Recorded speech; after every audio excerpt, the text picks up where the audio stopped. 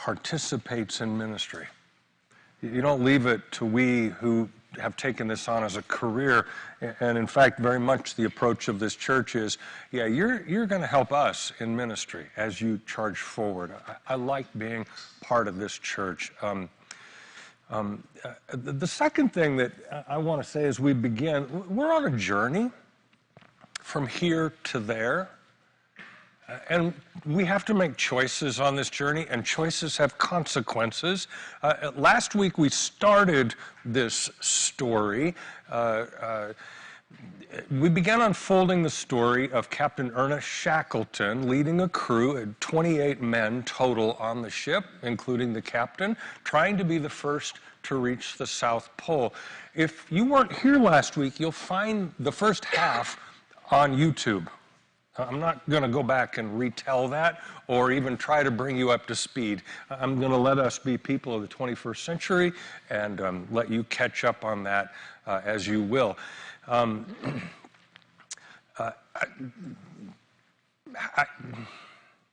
We're going to catch up with the crew on Elephant Island.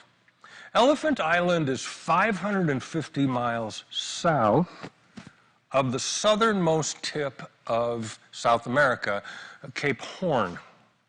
This is an outcropping, really, a rock that sticks up, and it was a terrible trip for them to get there. The crew has arrived. They're standing on land, albeit not all that dry, because nothing on Elephant Island is very far from the ocean. They're alive. They're quite incapacitated from the trip. They almost didn't make it. But they are alive, all of them. And as often happens, things got worse. Just as they arrived and they're beginning to unload the boats and they're beginning to set up camp and drive stakes and stretch ropes, they began to feel a cold wind blow, colder than it had been. And by the following morning, they found themselves in an early winter blizzard with a wind so strong that it was shredding the tents right before their eyes. It blew away many of their supplies. The word was that you would be working on this aspect, and things that you had stacked or piled over here would suddenly catch a gust and be airborne, and you would lose sight of them about 30 yards from shore as they dropped down into the ocean, including a guarded bag of dry underclothes. Right? It was terrible. They were in a miserable place. The crew created shelter. They took 2 of the open bow lifeboats, that there had been a total of 3. They took 2 of them that had brought them to this island. They turned 2 of them upside down, and then they stretched the remaining tarps that they had and what remained of their tents over them, and then covered the whole thing, the whole contraption, with a good layer of snow, and so they survived.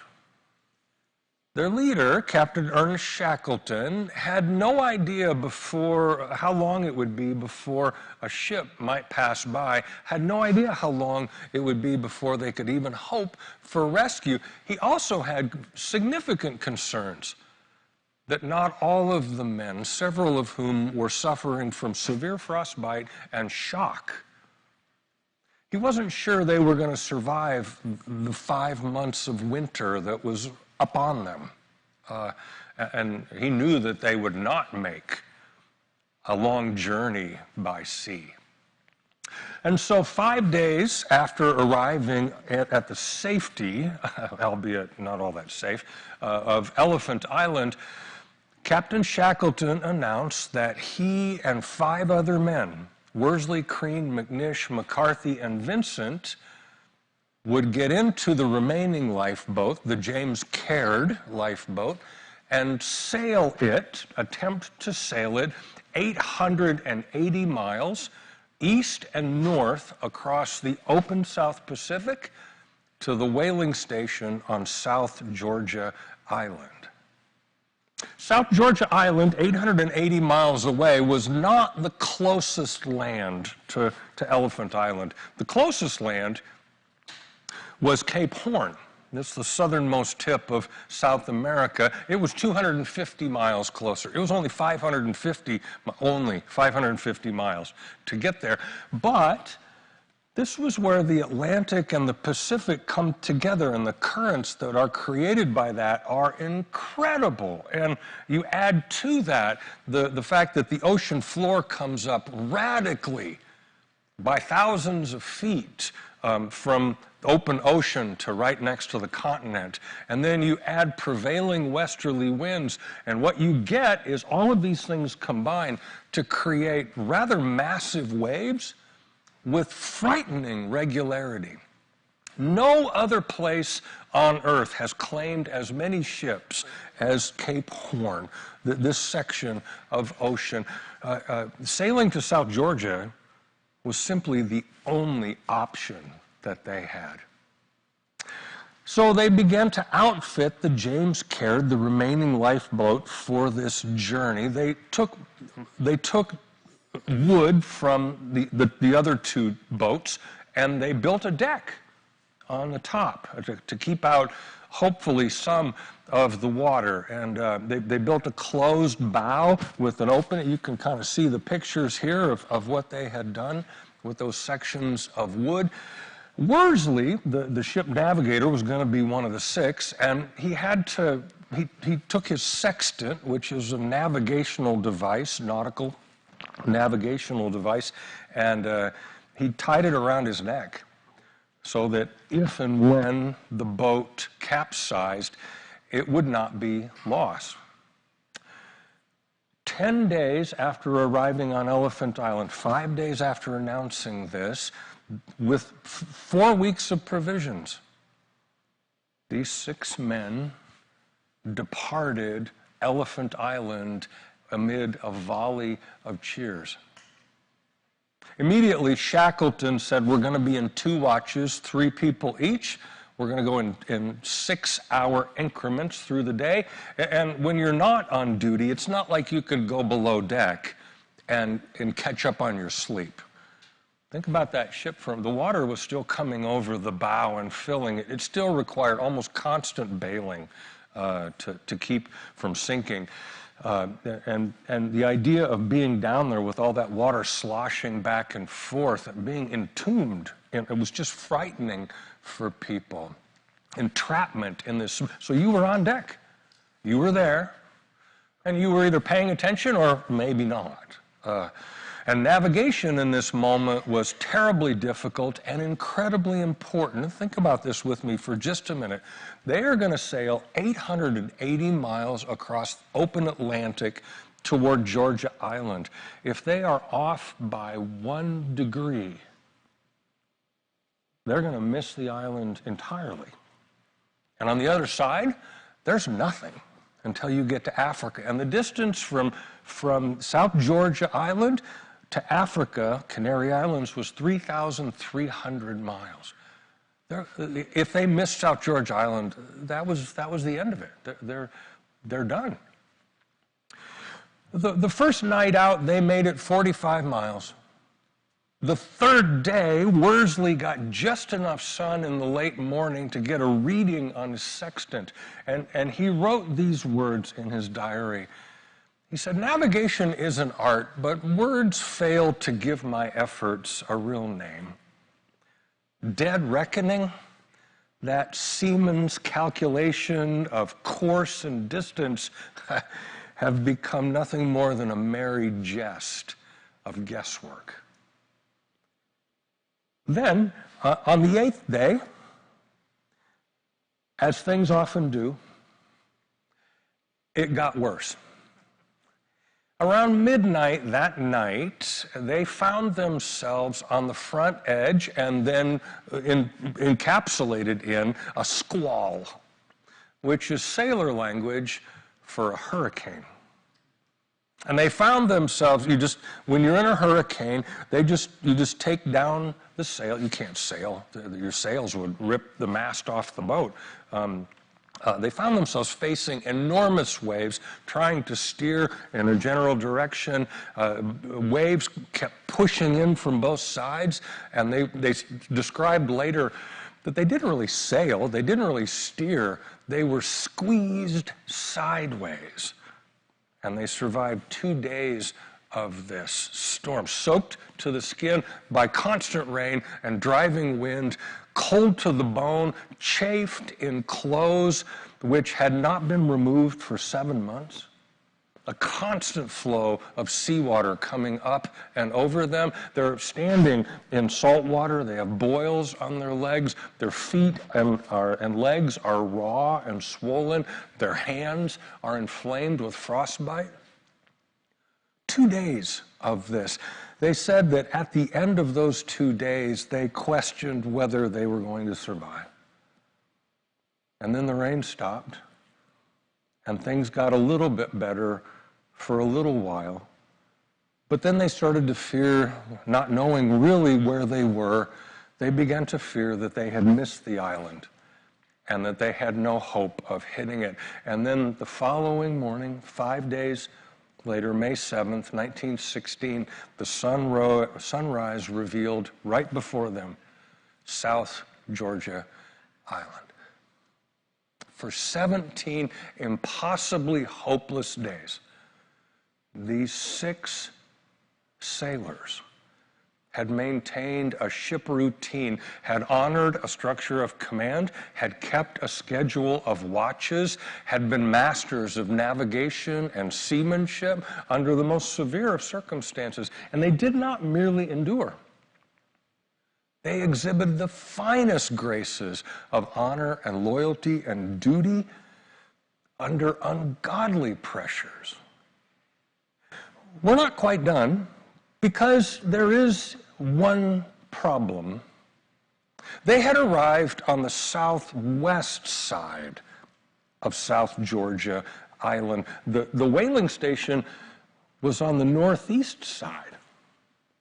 To sail around the island was 150 miles one way or the other, and given the powerful sea current, which kind of divided and moved past South Georgia Island very quickly, given treacherous weather, given rocky coastline that they didn't really know, Captain Shackleton decided it was too risky for this battered boat and a debilitated crew to attempt. Again, if they were to miss, if they were to get moved past it in the current, there was no coming back. And so Shackleton decided, the birds know the way.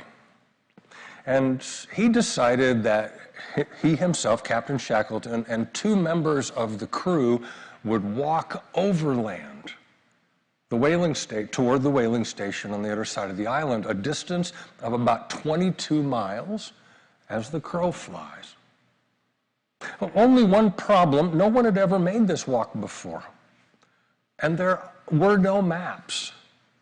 And the mountains on the island jut up to just under 10,000 feet in a confusion of upthrusts and treacherous crevasses. And then you mix in the snow and the ice, it was going to be a wonderful little walk. And so they rested for 4 days and tried to restore. They dried their clothes over the fire. They decided, we're only going to carry enough food for 3 days. We're going to set out and we're going to walk until we get where we're going. We're not taking a tent or a sleeping bag or any other provision. They would walk until they got there. Now, let's check in. Their condition, near the end. Frostbitten feet and hands had not yet regained all feeling. Clothes that they had dried over the fire. Have you ever tried to wear clothes that have been in the ocean and you dried them and then put them on? It becomes stiff and hard like sandpaper against your bodies. It rubbed their chafed bodies, especially their inner thighs, as they walked. Their first attempt to find passage over the mountains resulted, they got to the top and they looked over and they realized there's a 1,500-foot drop off here. No, so they had to go back down. They said that was most of a day. They went up another pass and they found at the top of that a big wall that they could not see a way over or around. They went back down again. The third attempt, they did successfully find a pass through the mountains. They got to the top and they saw it was steep at first and then it descended into the valley on the other side. What they did was ice and snow, they sat down on their bottoms like tobogganeers and they slid together down the side of the mountain, holding on to each other. 36 hours after they started walking, 3 o'clock in the afternoon on May 20th, 1916, these three men walked into the Norwegian whaling station on the northwest side of South Georgia Island. McNish, McCarthy, and Vincent, they sent a boat, went and got them, and the boat and the James Caird brought them back to the whaling station. And now the problem for Shackleton becomes, how do I rescue the remaining 22 men in my crew on Elephant Island? He dashed off a note, a telegraph to the Admiralty in England, their home country. And the Admiralty responded, they said, losing thousands of men daily in the battlefields of war of Europe. No ship to send. Sorry. And I guess when we put it in perspective, 22 men on an island doesn't really measure against thousands on a battlefield or hundreds on each ship that was being sunk by U-boats in the Atlantic. Shackleton reached out, he reached out, he tried, only to find that there was going to be no help from any direction, mostly because of the war. He took a vessel to South America, to Chile, and he petitioned their government, and they loaned him the Telco, a small steel tugboat steamer. And on the 30th of August, 1916, 24 months after leaving England, the remaining 22 men were rescued from Elephant Island. Shackleton dashed off a note to his wife. He was elated. He said, "We've done it. Not a single life lost, and we've been through hell." I tell you this story for a number of reasons. First up, as a close-up, a look at what life really is. Unexpected outcomes are always going to be coming at us, and the accompanying human suffering is for us all. Even the most prepared suffer. No one is exempt, even the strongest and the boldest. We all have challenges that come at us. We all have challenges that set us back and swamp us, and the pain that hobbles our options. If it's not come for you yet, just wait. It will. And sometimes it is the surprise that makes it the worst. And if we don't choose to be our better selves, it's easy to fall into the habit that our particular suffering is an excuse for poor behavior and criticism and condemnation and accusation and deserting our post and rebelling against authority, even committing mutiny. I think we can rise to the challenge. I think we can take a lesson from the crew of the Endurance to be everything that we can be our best as people, God's way.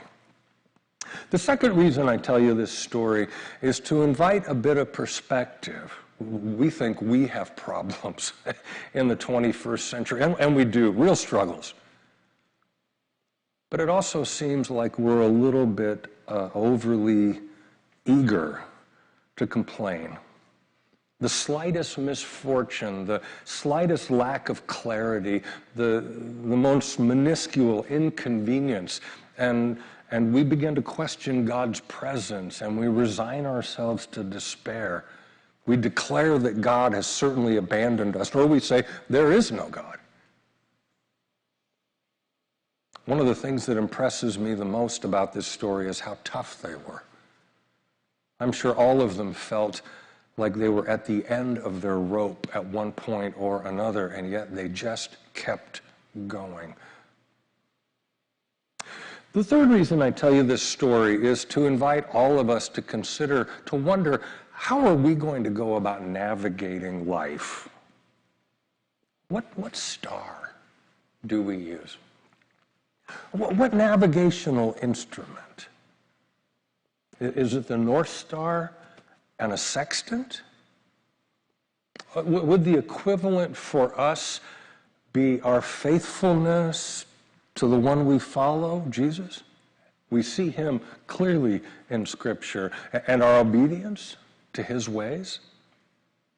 This story of the Endurance and its crew seems far away in time and space, seems unique and distant, but I'm not thinking that it is. When you add a child to your household, it means you're setting sail in a new life. And when you shift from parenting adolescent to parenting a teen, it's another transition. It's a new ocean of experience. Grandparents finding themselves parenting again their grandchildren now. They were parents back in what, the 90s? And now they might be parenting their grandchildren. That's its own art of navigation.